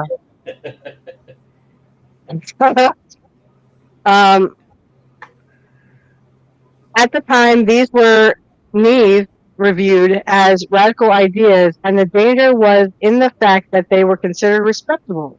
Oh, he can't They were use the word ideas. radical. That's illegal. Well, suck a dick. It's what you had said. They were the ideas of important men in high places. Different times, same humanity. Give me a second. Can you stall for me for a sec? Yeah. So we've got a few minutes left. We'll be back next Friday, another episode, Angel in the Afternoon. We'll be no pro wrestling talk this week because we're on a little hiatus for a couple of weeks. Yeah, that's right. We'll be doing it on the 21st. Is that correct? Yeah, the 21st. So. I don't have anything booked. I have family pictures tomorrow, and then the 28th, which is a Saturday, which is for his birthday. He would have been 68. I have Ostara buddy pictures or Easter pictures with my son. So can I just do this part, and then we'll wrap up and call it a night? Okay. Yeah. All right, the history book wide. The century-old roots of America's Nazi problem. In school, we were taught a sanitized version of America. Of course we were. We are taught that America had always been the good guy, except for the internment camps we put the Japanese Americans in. The freedom fighter, the country that stepped in when things get bad because freedom matters to us more than anything. If you do not stand for freedom, you are not an American. That's not true. That same framing shows up when we learn about the Holocaust. We are taught that America ultimately stepped in to save Jewish people from Hitler's terror. No. We just stumbled across those camps. I remember being in 7th grade watching The Boy in the Striped Pajamas. I was in... Yeah. I read the book and saw the movie. Mm-hmm. I didn't see that one, but I saw another one with Kirsten Dunst where she goes back in time because her family is Jewish. She goes back in time, and they take her in a concentration camp, and they end up gassing her. So I saw that when I was in like 10th grade. That movie that starts with the word M or whatever that was. I don't remember the name of that. The only thing I haven't seen because I really don't want to see it is Schindler's List. I've been told I should see it, but I don't think I could stomach it because I'm a mother. Okay. So the last few sentences here. I remember the class talking about how shocking it was that America did not step in sooner. Yeah. That was the only criticism we could have. They waited too long. We waited too long. We were never taught the full the story. Most people still are not. Yeah. So we can read more of that later. I just wanted to read that part. She's on Substack, Abby. I mean, could you put the link real quick in the chat so she can add her, check her out more? Hold on, let me go back there. Thanks, CBC. Appreciate it. Glad you were able to join us. She's also on YouTube with Snow and Crab. They do Propilled. So Propilled. There you go. Let me see whether I could find that. So I'll put it in the chat as well. You guys can subscribe to that and go check her out over there too. Yes, I love her. Yeah. And if you ever do get to talk to her, you tell her that Steph is her sister from another mother. I'm sorry, Mrs. Witchy Perfect, but that's my real name. Uh-huh. I'm gonna put. Is it the YouTube channel she's on? Propilled. If you haven't, go subscribe to them. That's Snow and Crab and Descent and Bloom are all they do the shows there like what, twice a week or something. Yes, and I love their shows. Whenever I catch it, I'm always talking to Snow. I'm always talking to Descent and Bloom because again, love them. I love Greg too, even though he has that rash. I think he should get that looked at. No. This is her No, we love Substack. Minecraft. That's Yes. her Substack. You guys want to check it out? I mean, she has so many good articles, guys. I couldn't decide which one I wanted to do. I was like, I want to do this one. I want to do that one. I want to do this one and that one and that one and that one. So we'll do some more as long as Angel gives his approval. He gives his okay. I will do some more on that. We'll probably finish that article next week. And then I'll do some more articles because, again, I love Descent and Bloom. I can't get enough of her. I'm reading her articles like every other day. I'm just like, oh my God, I got to share this on the show. Uh-huh. So, yeah, one thing real quick I just found here, which is horrible, but just one more thing before we go. So Microsoft AI Copilot Health can connect to your medical records and wearables. So, oh, dear goddess. Yeah, so my Copilot's Microsoft AI. If you have Windows computer, it's connected there. And it's it's probably overhearing all your conversations, no matter what. So, yeah, so they're Microsoft. No, I disabled mine. Okay, well, if you got to disable it in order, so you got to go into settings, I think, and disable it. So, I mean, we could go over that at some point and try to disable that. Let me see how many likes we have before we go. 26. Okay, well, it's good, but it's not close to 40. I'm sorry, that's funny. You know what? I can write my own spell for that, bad cookies. I could write a spell that says Trump should shit himself. I am subscribed, but the algorithm doesn't tell me when they're on. Yeah, that's the thing. I mean, the algorithm doesn't tell us when most of us are on. So even Yeah, that's awful. People saying, the algorithm doesn't tell them when we're live. Even though you subscribed and click the bell, it still won't tell you. So Yeah. they kind of shadow bans people. It shadow bans us and ProPilled and I'm not sure. I assume Harlan's Media and all the other people in the space also. Oh yeah, they definitely. Kid has been shadow banned. Not only that, he's been also censored. What he said 9 times, 10 times by now. So yeah, please watch Harlan's Media. We love you, Kit. Again, Sunday I will have Kit Cabello and Dave from Deconstructing Perfects. And they will be on my show. Angel will be there, but he will be late. Of course, I'll probably be a few minutes late, but that's okay. Yeah, we got to get Dave back on this show too, but he's been busy, so that's why I haven't really. Yeah, he's running for mayor. I would vote for him, but I don't live where he lives, so I would definitely vote for him. No, I love Dave. He's been trying to send me support money. Thank you, Dave, for that. If you would like to support me, you can through Cashapp. Again, you can find this all on my channel. Nobody beats Mr. Perfect. Nobody. You can find it on my Whispers of the Craft and also on Mrs. Witchy Perfect's Tarot. Links are all in the description field. So please, please tell your friends about all that. I actually told my mother that I have a tarot channel because she's always asking me for a fucking, tarot reading. So, if you would like your own tarot reading, please send me an email or send me a DM on X, and I will try to get back to you. It is $30 a question, but I give you details. Ask Angel, ask Kit. Trust me, I will go on forever and ever and ever if you let me. Trust me, I will. So what I hope for is that I will keep getting subscribers and to help me grow so that I can get my message out there. But yes, I will have Angel deconstructing topics and Kit for Kurt's birthday. We're gonna do some trivia. So I have like a quiz that I made up with AI, and then I kind of had to like tweak it for myself. So we'll do that, and then we're gonna just watch like something at the end. It's only gonna be an hour long, so it's not gonna be forever.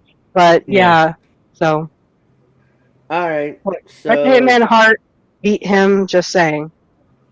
Wait, Bad Cookies. What are you talking about? I think he's comparing the Hearts to Mr. Perfect. Oh, actually, you're wrong, Bad Cookies. November 9th, 1989, Mr. Perfect beat Bret Hart. So. Yeah, I mean that's fair. Fair is fair. Yeah, it was a match. It was a match. Yes, it was on. It was on Wrestling Challenge, but they showed it on Primetime Wrestling. In 1989, Bret was seen as a tag team guy, and Kurt was getting a push in 1989, but that ultimately went by the wayside when a blonde-haired guy said, "Doesn't work for me, brother." So, that doesn't work for me, brother. And he did the same thing in 1999 to Kurt when the West Texas Rednecks were getting really big. Yep. Yeah. Where is it? Here we go. Yeah, we also know what happened to Owen in '99. No, he fell, John. Owen Hart fell. He didn't get hung.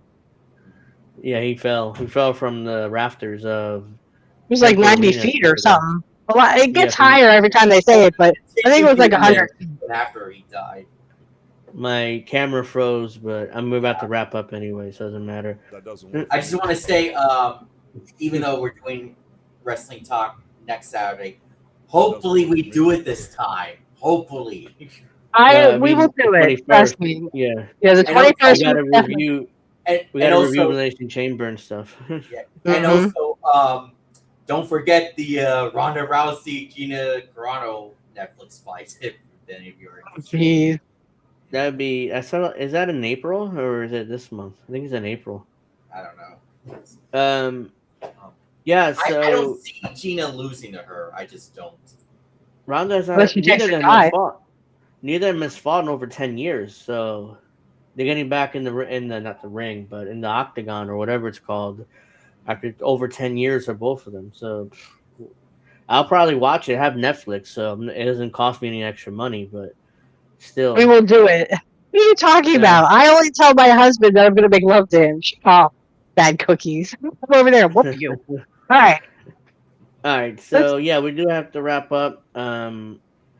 Just real quick here. Where is it? Are you not entertained? Are you not entertained? How many likes do we have? Is this not why you are here? 27. Looks like, yeah. Oh, no, Mrs. Witchy Perfect on topless. Oh, well. We'll try for next week. We wouldn't be able to do it anyways because you're not on cameras, so. That doesn't mean I can't pull my camera down and go semi-type topless. All right, so I want to thank everybody. I still can't believe they made a sequel to Gladiator. I mean, that was so fucking stupid. Yeah, I didn't even like the first one. Yeah. Like I wasn't like the Russell Crowe. Some movies don't need a sequel. Like that Gladiator was one of them. So, and Godfather, they didn't need a third movie, but that was not good. Titanic 2? Are they doing the Titanic 2? I think we all got what happened in the end. No, as far as I know, no. How do you do a part 2 to that movie? It's sunk. So. I know, right? They all die. Rebooting Malcolm in the Middle. Yeah, it's like a 4-episode thing. It's not really, or 6 episodes. Even though Frankie Muniz is a stock car driver now. He's not even an actor anymore, but they brought him back for like a few episodes there. So, all right. So we do have to go, everybody. Make sure you give me a like and a subscribe. Follow me on Twitter at AngelJRivera08. That was Aladdin too. Yeah. The Return of Jafar. All right. That was Aladdin. All right. So, yeah. Make sure you like and subscribe. Follow me on all my social medias. The links are down there. Make sure you subscribe to Witchy's channels. They're probably down there as well. If not, no thanks, Abby. No thanks. But I love you all. Mwah, mwah, mwah, mwah. All my fans. That's you kissing Mr. McMahon's ass. Yeah, I'd rather shoot myself. Thanks. I'll show you. No thanks, Abby. I have my own. Thank you. All right, so thank you very much for watching. Make sure you like and subscribe. Have a nice weekend. We'll be back next Friday for Angel in the afternoon. Peace out.